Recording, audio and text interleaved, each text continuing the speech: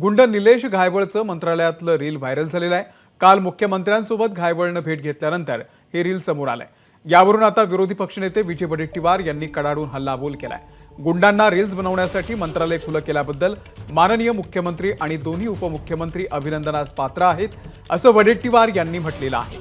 हीच का ती मोदी की गॅरंटी, असा सवालही त्यांनी विचारलाय।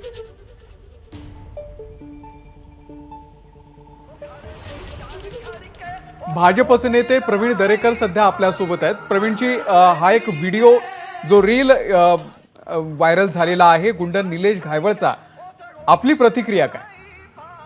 मला वाटलं कुठल्याही गुंडाचा नेत्याबरोबर फोटो असणं जाणीवपूर्वक नेत्याला माहिती असून हे चुकीचंच आहे।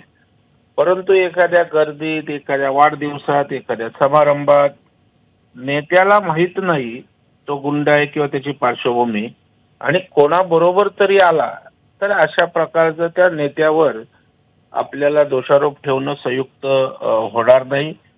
आता विजय वडेट्टीवार नाकाने कांदे सोलतायत, त्यांचे फोटो, त्यांचे संबंध, त्यांचा दोस्ताना या ठिकाणी आता बाहेर येईल, आणि त्याच्यामुळे मला वाटतं राजकारणामध्ये अशा प्रकारच्या आता फोटो शोधण्याची स्पर्धा सुरू राहिली। गर्दीतला फोटो शोधा, गुंड कुठे गेले होते का शोधा, आणि त्याच्यामुळे वेगवेगळ्या वळणावर व्यक्ती द्वेषातनं फोटो शोधणं, ते रीळ करणं, त्याच्यावर प्रेस घेणं, अशा प्रकारच्या गोष्टी सुरू असल्याचं दुर्दैवानं त्या ठिकाणी दिसतंय। परंतु मला वाटतं असं कुठलाही नेता, संवेदनशील नेता, संस्कारिक नेता आपल्या बरोबर कोण गुंड यावा, त्याचा फोटो निघावा अशा मानसिकतेत नसतो किंवा त्याला त्याचं समर्थन नसतं।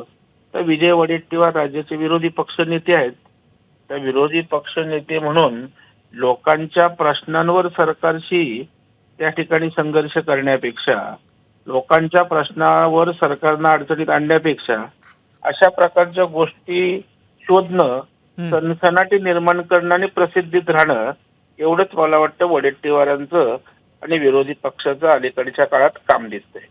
प्रवीण दरेकरची आपल्या सविस्तर प्रतिक्रियेबद्दल धन्यवाद। एबीपी माझा, उघडा डोळे बघा नीट।